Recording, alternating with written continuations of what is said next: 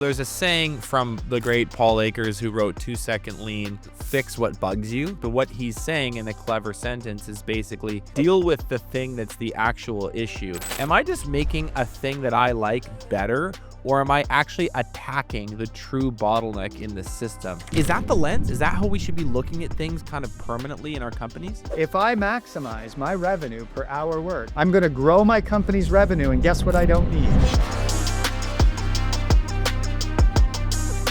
Let's get into Throughput. Throughput 101, give us the definition, the explanation, why this thing matters. If you read a book like I talked about earlier called The Goal by Ellie Goldrat, and then there's also a follow-up book, it's called Theory of Constraints. It's manufacturing based. And so I want to start it there, but we'll talk about why it applies to us just equally well. But it really looks at, like, there is a single thing in your company that's a bottleneck. There is one weakest link in the chain. We have a lot of links in the chain. We have a shop, we have equipment, we have materials, we have labor, we have overhead. But almost everybody, if you're into landscape contracting that's listening to this, has probably got their weakest link of the chain is field labor. If I had more great crews and great crew leads, I could do more work, but that's my problem. I can't hire, find, train, etc. that many people. And so Throughput looks at maximizing that particular thing and basically says an improvement anywhere else is almost a mirage. So if your improvement isn't helping your labor be more productive, assuming that's your constraint, then it's not really an improvement at all. Or let's assume we've got an assembly line of cars. We'll say there are 4 stages to an assembly line. That's manufacturing a car. The first thing is the assembly of the frame. And let's assume we can do 100 cars an hour on the frame assembly. Once the frame is assembled, we can assemble the body. That's putting like the sheets of steel on it. Let's say that can do 80 cars an hour. And then we got to paint. And let's say it takes a while to paint this frame and body. And so we can do 50 cars an hour. And then the last thing is we put on the bumper and the headlights and all the plastic trim and all that. So that's our trim assembly. And again, we can do maybe 120 trims an hour with our assembly line. So all Throughput is saying is this: if we go, and so we got 180, 50, 120 in that order. If we go make and buy a great new frame assembly machine that now makes our frame assembly 120% better, so maybe do 120 an hour, we haven't improved anything, because the problem is the paint station. We're still only getting 50 cars an hour painted. And that's where they're saying, like, everything else is a mirage. We need to focus on what our biggest constraint is. So there's a saying from the great Paul Akers, who wrote 2-Second Lean. His sort of like chief mantra is fix what bugs you. And that's sort of like a personalized version of the same concept. But what he's saying in a clever sentence is basically deal with the thing that's the actual issue. And what you're illustrating with this diagram and the numbers is that fixing the frame assembly, improving the body assembly, or getting a more efficient trim assembly process is a colossal waste of time, because you're still bottlenecked by the paint in this example. But there's going to be a landscaping equivalent, there's going to be a personal finance equivalent, there's going to be a personal health equivalent. That's why I say this is profound. This whole concept applies sort of like a universal law that you can observe and see everywhere. When in reality, it's like you do need to be quite cerebral and intellectually honest about, am I just making a thing that I like better, or am I actually attacking the true bottleneck in the system?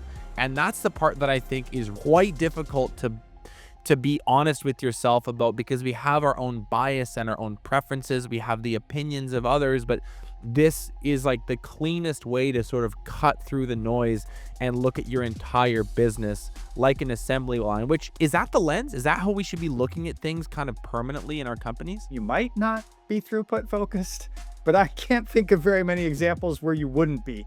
Let's just, to quickly talk about sales and marketing and all the other things that we just talked about. Like, if I maximize my revenue per hour worked, and if I build bigger jobs, I'm going to grow my company's revenue. And guess what I don't need? More office staff necessarily, more sales staff, a bigger shop, more equipment, more managers, more customer meetings, more customers, more people to handle my customers.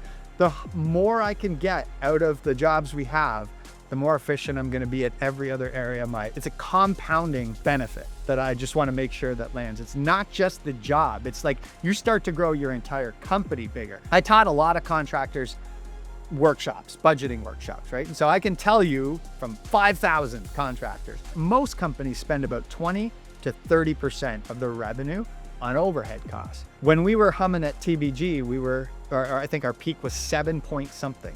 So our overhead was completely, why? Because we're focusing on the jobs that absolutely maximize our throughput.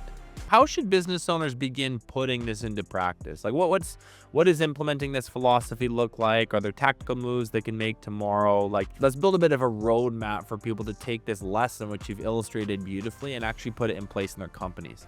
To do that, I just got to throw a diagram up on the vibe board about the theory of constraints and like, where do we start and how do we go through this cycle?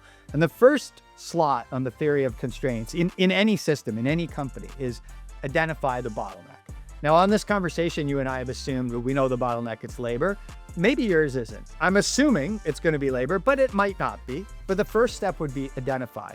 Now, let's say, for example, and for the purposes of this, it's labor. So we'll move on to the next stage. And the next stage is called exploit.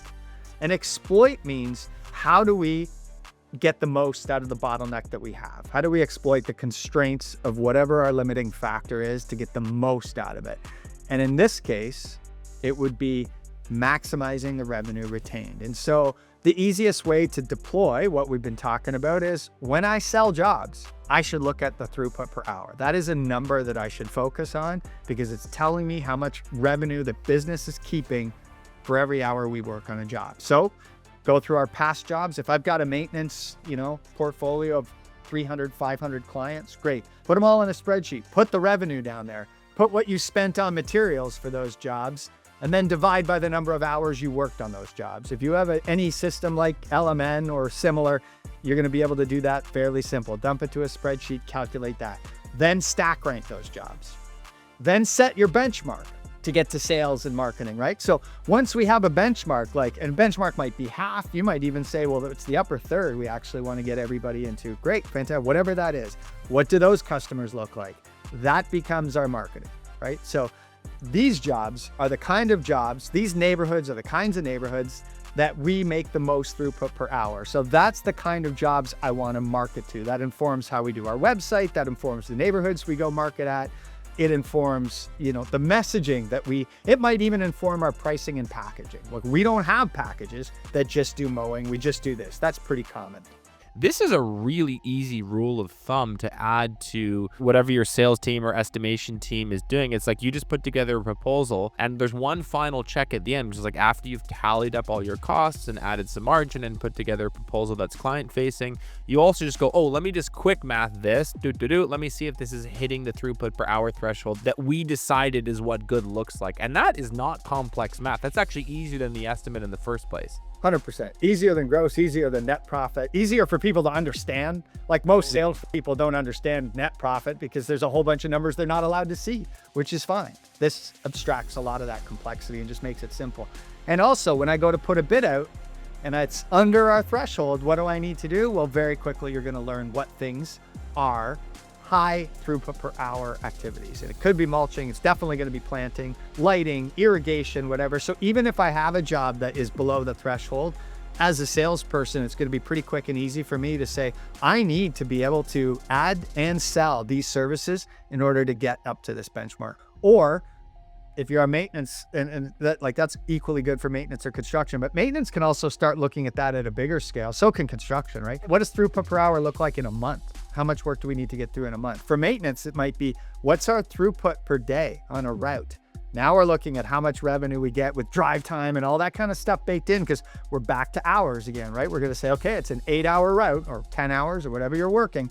This is our revenue. How does it stack up to our throughput per hour? And it's pretty simple to calculate. That's exploit. As we get a little bit further down the chain, we want to maximize that stuff, because that stuff's free, right? We can maximize that stuff for free. We just need to change the way we sell and work. Okay, so after identify and exploit, what's next? The next one's subordinate, which is basically like, get rid of things that require the labor. I don't want to spend a whole lot of time on that. It's not that relevant to landscape contracting, but I do want to move to elevate.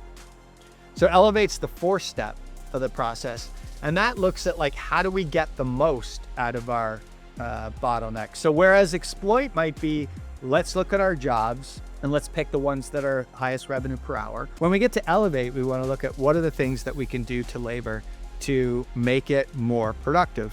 One is we can equip them with the best possible equipment that they can do. One of the things that we introduced at TBG was bigger trucks that could carry more materials and carry more crews and be more efficient that way. So we didn't have to make multiple trips for delivering or hauling out. We equipped every crew with a skid steer and an excavator. So again, from an accounting perspective, it's like, oh, it's another, $2,000 in lease per month for these crews. A really simple way to look at this is like an excavator. Let's say a mini excavator is $1,000 a month for a lease. The average revenue produced by a single installation crew member is about $150 an hour. So if you look at the average value of labor at $150 per person per hour, if an excavator costs you $1,000, how many hours do you need to save? Well, it's like 4.5. If we said the value of an hour is $150 an hour, then an excavator needs to save you about 4.5 or half a day of one person's time in order to help pay for that excavator. So this is a really interesting point here I want to slow down on, because this is Pareto principle at work. I'll give you a few examples, guys. 20% of the superstars in the NBA score all the points. 20% of the football players score all the touchdowns. When you look at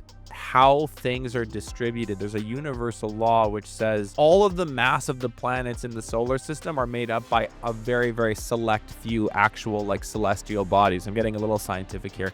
What's my point? They are a full order of magnitude. It's like, don't add a percentage, it's like add an exponent. Like, they are all so much better than someone else. And so you hear this across the trades and blue collar economy in every industry. The smart builders, for example, pay for the most expensive carpenters because that most expensive carpenter is 40% more than an average carpenter, but they output 3x or 5x. And I don't think that people see that clearly enough in their businesses until they do.